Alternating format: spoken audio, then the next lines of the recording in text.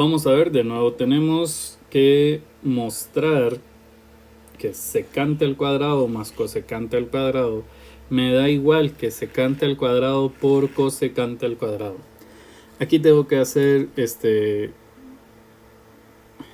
una observación puntual, y es el hecho de que esto va a ser muy necesario para trabajar en cálculo 1 y muy necesario para trabajar en cálculo 2 y muy necesario para trabajar en ecuaciones diferenciales, que estos son los cursos que yo doy dentro de la carrera de Ingeniería en Salud Ocupacional y Ambiente. Me imagino que debe ser igual o más importante en otro tipo de ingeniería. Para este caso, por favor, si ustedes pretenden salir bien en cálculo 1, en la parte de integrales, en la parte de derivadas, esto es muy importante. Y vamos a recordar algo que yo les había comentado. Les había dicho que la mejor de las formas en que nos pueden dar es cuando todo está en sen y cos, pero aquí tenemos un problema, dice secante y dice cosecante. Entonces tenemos una dificultad adicional porque no dice ni sen ni cos. Entonces tenemos que convertir todo a sen y cos. Aquí dice secante. Vamos a recordar que hay una identidad trigonométrica que dice que secante de beta es igual a 1 sobre cos de beta. Si esto es cierto, entonces yo puedo convertir esta expresión en 1 sobre cos al cuadrado de beta. Porque sí, si secante está al cuadrado, entonces este cos también debe ir al cuadrado.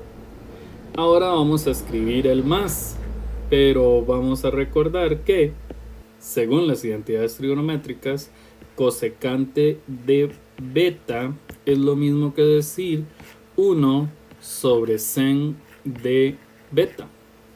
Entonces, según esta identidad trigonométrica, yo puedo reescribir esto como 1 sobre sen al cuadrado de beta. Y sí, si cosecante está al cuadrado, entonces sen también debería de ir al cuadrado. Y vamos a escribir igual. En teoría, yo tengo que ver cómo hago para que esta expresión se me convierta en esta expresión que está aquí. Entonces lo primero que vamos a hacer es que vamos a multiplicar este 1 por sen al cuadrado. Y recordemos que 1 por sen al cuadrado sería sen al cuadrado de beta. Luego vamos a escribir este más y multiplicamos coseno por 1. Entonces coseno al cuadrado por 1 sería igual a coseno al cuadrado de beta. Sobre, y ahora vamos a multiplicar coseno al cuadrado por sen al cuadrado. Como esto no se puede hacer nada a nivel operacional, solamente vamos a escribir coseno al cuadrado de beta por sen al cuadrado de beta. Se supone que esto debería darme igual a esto que está aquí. Si bien es cierto, no estamos viendo que se parezca mucho, en realidad no se trata de llegar a un punto y decir, es que esto está muy lento y yo no entiendo nada. No, no se trata de esto. Se trata de continuar con las identidades, comprobando todas las identidades para ver si en algún momento se me convierte en lo que yo necesito. Por ejemplo, podemos observar que en el numerador dice sen al cuadrado más cos al cuadrado. Y ya habíamos visto anteriormente en las identidades trigonométricas que sen al cuadrado de beta más cos al cuadrado de beta es lo mismo que escribir 1. Entonces yo escribo 1 sobre cos al cuadrado de beta por sen al cuadrado de beta. Se supone que esto debería de ser igual a secante al cuadrado por cosecante al cuadrado. Entonces tenemos que pensar en cómo hacemos para que eso suceda. Y resulta que una fracción de este tipo se puede reescribir de la siguiente forma. Pensemos. 1 por 1 es 1. Cos por sen cos por sen. Entonces realmente no hay diferencia entre esta fracción y estas dos fracciones. Y vamos a ver, 1 sobre cos al cuadrado, en algún momento dijimos que era secante al cuadrado de beta por, y también habíamos dicho que 1 sobre sen era igual a cosecante al cuadrado de beta. Veamos a ver, de hecho aquí lo tenemos, 1 sobre cos secante, 1 sobre sen cosecante. Profe, pero es que aquí no están al cuadrado. Bueno, recordemos que cuando aquí está el cuadrado, este también tiene que ir al cuadrado. Cuando aquí está el cuadrado, este también tiene que ir al cuadrado. Y adivinen qué, esto es justamente igual a esto de aquí, que era lo que queríamos llegar. Ok, a continuación vamos a tratar de verificar que tangente al cuadrado menos sen al cuadrado sobre tangente al cuadrado me da como resultado sen al cuadrado. Esto ya lleva mucho más trabajo que las que hemos visto anteriormente. Entonces lo primero que vamos a observar es que tenemos varias tangentes por aquí. Entonces vamos a tratar de convertir estas tangentes en algo que tenga sen y algo que tenga cos. Para eso nos vamos a recordar que tangente de y es lo mismo que decir sen de y sobre cos de y. Esto es una identidad trigonométrica, no es algo que debamos de entender de dónde sale. Sin embargo, si quieren saber de dónde sale, dentro del libro de nivelatorio viene toda una demostración de por qué es que esto es así. Ahora, teniendo en cuenta esa identidad trigonométrica, entonces yo puedo reescribir toda esta expresión de la siguiente forma. Vamos a escribir en lugar de tangente al cuadrado, sen al cuadrado de y sobre cos al cuadrado de y menos sen al cuadrado de y, todo sobre, cuidado aquí, tangente al cuadrado es lo mismo que esta fracción que está aquí, porque habíamos dicho que existía esta identidad trigonométrica. Profe, pero aquí no está al cuadrado y aquí sí. Bueno, es que aquí tangente está al cuadrado, entonces estos dos tienen que ir al cuadrado.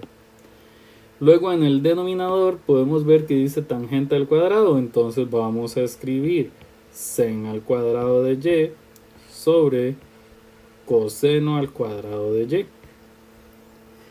Teniendo esto, entonces vamos a recordar que en el denominador de la razón sen al cuadrado de y siempre va a existir un imaginario. Entonces vamos a multiplicar sen al cuadrado de y por 1.